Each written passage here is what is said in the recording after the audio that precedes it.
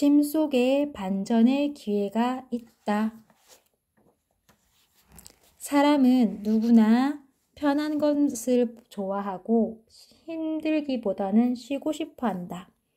뛰다 보면 걷고 싶고, 걷다 보면 서고 싶고, 서게 되면 앉고 싶고, 앉게 되면 눕고 싶고, 눕게 되면 자고 싶은 게 사람 마음이다. 하지만 지금 시대를 살아가는 사람들에게 쉼이란 원하는 것인 동시에 두려움이다. 쉰다는 것이 곧 남보다 뒤처지는 것으로 느껴지는 시대이기 때문이다. 이런 시대에는 쉬고 싶은 본성조차 사치로 느껴진다. 잠깐의 쉼조차 허락되지 않는 이 시대에 더구나 모두가 미친 듯이 어서 시작하라고 강요하는 투자에 대해 무턱대고 그냥 쉬라니. 머리로는 이해가 되지만 아직 마음으로 거부감이 들 수 있다. 당연한 일이다. 당신이 진정으로 투자를 멀리 할 수 없는 이유가 거기에 있으니까. 당신은 아직 한 번도 제대로 쉬어본 적이 없을 테니까. 투자에서 쉼이라는 행위가 당신의 삶 속에 온전히 들어가도록 하기 위해 여기에 대한 이야기를 해보자. 누군가가 인생에서 가장 힘든 시기가 언제였냐고 물어본다면 나는 주저없이 개그 콘서트를 할 때라고 대답한다. 그것도 지금과는 다르게 개그 콘서트가 대한민국 최고의 인기 프로그램 중 하나로 손꼽히던 바로 그 시기 말이다. 시작부터 아이러니하다. 내 이름을 알려준 고마운 프로그램이고 지금까지 나를 먹여 살려준 프로그램인데 말이다. 나에게 개그 콘서트는 말 그대로 애증 그 자체였다. 그 시기를 한마디로 요약하라면 나는 영광이라는 단어보다 인내라는 단어가 먼저 떠오른다. 생존을 향한 처절한 몸부림이었다. PD의 불합격 통보를 합격으로 바꾸지 못하면 당장 그날 밤부터 실업자가 되기 때문이다. 관객이 웃어주지 않으면 그 주는 코너가 편집돼 버려 소득이 사라진다. 당연한 말이지만 개그맨은 정규직이 아니다. 오히려 일용직이다. 한 주 벌어 한 주를 먹고 사는 일용직 말이다. 성실하게 시간을 쏟는다고 해서 그 시간만큼 돈을 받는 것도 아니다. 아무리 성실하게 시간을 쏟아 부어도 결국 내 생계는 관객의 웃음에 달려 있었다. 그들이 웃어주지 않는다면, 그들이 웃어주지 않을 것이라고 판단되면 하루아침에 실업자가 되는 세계. 그것이 개그맨이 감내해야 하는 현실이다. 어쩌다가 하늘이 도와서 히트 코너를 하나 만들면 사정은 좀 나아진다. 하지만 그것이 영원한 반전이 되지는 못한다. 히트 코너 하나를 만들었다고 해서 관객이 그 공로를 인정해 다음번에 들고 나올 코너의 웃음을 예약해 주는 것도 아니다. 이 세계에는 전관예우가 존재하지 않는다. 언제나 다시 원점으로 돌아가서 시작한다. 또다시 일용직이 되어 살아남기 위해서 새로운 코너를 짜야 한다. 그렇게 15년이라는 시간을 보냈다. 혹시라도 이 시간에 대한 연민을 느낀다면 그럴 필요는 없다. 나는 그래도 하늘이 도와 그 와중에도 사정이 좋았던 편이다. 어느 정도 성공을 이어가며 지속적으로 출연할 수 있었다. 하지만 그렇지 못했던 동료들은 개그에 쏟은 시간과 노력들을 경제적으로 보상받지 못했다. 오로지 생존하기 위해서 그들에게 투잡은 필수였다. 어떤 동료는 대리운전에 편의점 알바까지 하는 것도 보았다. 그러고 보면 참 웃기기도 하다.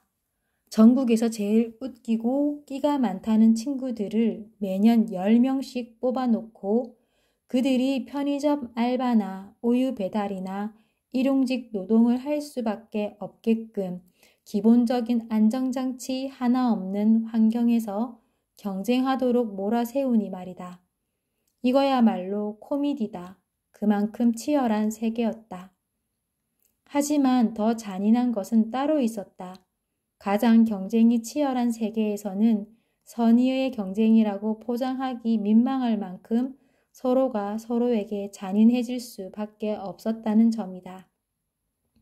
내 코너가 통과되어 방송에 나가려면 다른 코너 하나는 없어져야 한다. 이런 세계에서는 다 함께 잘 되자가 애초에 불가능하다. 먹고 살기 위해 더 뛰어야 했고 내가 살기 위해서는 내가 아닌 다른 누군가가 울어야 했다. 그런 세계에 살았다. 매일 머리가 터질 만큼 아이디어를 짜냈고 모든 초점은 웃기는 것 하나에만 맞춰졌다. 내가 살기 위해서 함께라는 단어를 자신 있게 주장하지 못한 채로 말이다. 그래서 내게는 이 시기가 인생에서 가장 힘든 시기였다. 당연하게도 이 시기에 나는 쉰다는 생각을 감히 떠올리지도 못했다. 쉼의 중요성을 주장하는 내가 가장 쉴 수 없었던 시기다. 누군가가 좀 쉬라는 위로를 건네면 제대로 알지도 못하면서 배부르고 한가한 소리를 한다며 도리어 욕할 것만 같았던 시기도 바로 이때였다. 그런데 어느 정도 시간이 흐르고 적응이 되던 즈음 성공에 대한 하나의 깨달음을 얻었다. 히트작을 연달아 탄생시키고 후속 코너도 반응이 좋았던, 그래서 자신감이 넘치며 비로소 약간의 여유가 생겼던 시기에 얻은 깨달음이다. 깨달음이라지만 실은 그저 단순, 명료한 해답이다. 좋은 아이디어란 치열함과 치열함 사이의 틈에서 나온다. 내가 짰던 좋은 아이디어의 대부분은 치열하던 와중에 잠시 틈을 가질 때 나왔다. 내가 만든 코너들의 핵심 콘셉트 대부분은 고민할 때가 아니라 고민을 잠시 내려놓을 때 나왔다. 도저히 끝이 보이지 않는 아이템 회의를 억지로 중단하고 허탈하게 집으로 돌아가는 길에 며칠을 못 씻다가 회의 도중 잠깐 나와서 사우나에 멍하게 앉아 있을 때, 하다못해 배가 아파 화장실에 앉아 큰일을 해결할 때, 그럴 때 비로소 코너의 본질을 만드는 핵심 키워드들이 떠올랐다는 것을 어느 순간 깨달았다. 참 아이러니하지 않은가? 열심히 아이디어 회의를 했기 때문이 아니라 그 아이디어 회의에서 답을 구하지 못해 잠시 떨어져 나왔을 때 그토록 찾고 싶었던 답이 나온다는 사실이 말이다. 하지만 내 지난 경험은 이 아이러니가 진실임을 말해주었다. 나는 전문가가 아니라서 왜 그렇게 되었는지는 알지 못한다. 왜 미친 듯이 노력할 때는 구할 수 없던 답이 오히려 쉴 때 나왔는지는 여전히 내게 미스터리다. 쉼으로써 아이디어가 숙성될 수 있었기 때문인지, 쉼으로써 거리를 두고 더 객관적으로 바라볼 수 있었기 때문인지는 모른다. 다만 나는 받아들여야 했다. 인정했다. 그리고 나니 쉬어야 하는 이유에 대한 쉼 자체에 대한 믿음이 생겼다. 이 깨달음 이후 내 삶은 많이 달라졌다. 아주 편안하게 아이디어를 짜기 시작한 것이다. 나는 절대로 쉴 수 없을 것이라 여겼던 그 세계에서 마침내 쉬는 법을 배워갔다. 나와 이 책을 함께 쓴 공저자는 광고인 출신 기획자다.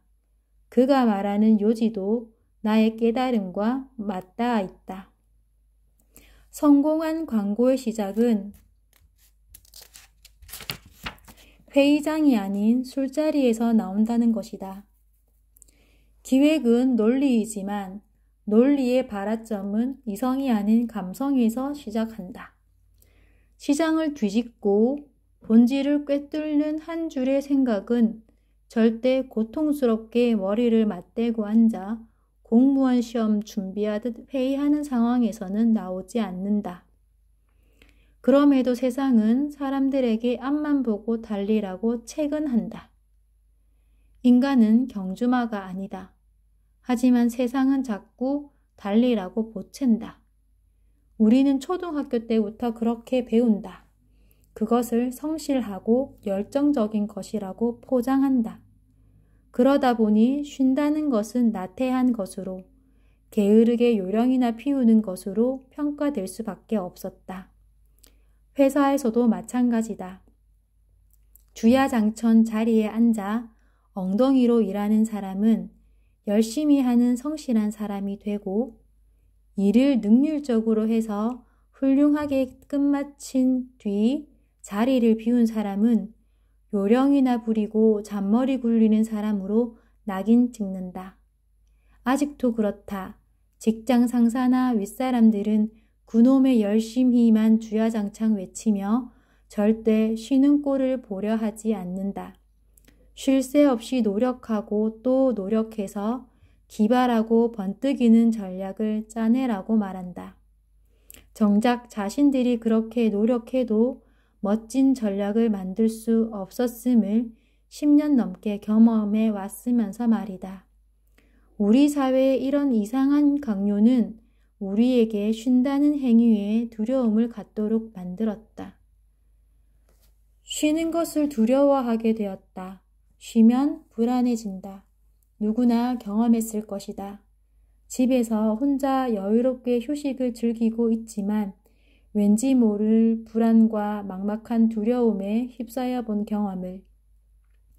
이렇게 집에서 아무것도 안 하고 뒹굴어도 되나? 누군가는 이 시간에도 열심히 뛰고 있을 텐데 이러다가 결국 나만 뒤처지는 거 아닐까? 당신도 이렇게 생각해 보지 않았는가? 이 모든 것들이 말한다. 우리는 쉼을 두려워한다.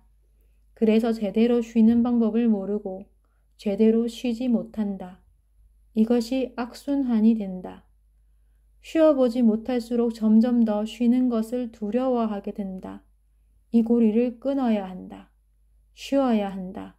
불안해도 어떻게든 쉬어야 한다. 쉬어야 비로소 삶의 반전의 계기를 만날 수 있기 때문이다. 한 번도 가보지 못한 길은 낯설다. 낯설다는 것은 두려움을 동반한다. 두려움은 가지 못할 이유가 되어버린다. 하지만 그 두려움을 극복하고 내딛는 한 발을 통해 세상은 언제나 바뀌어 왔다.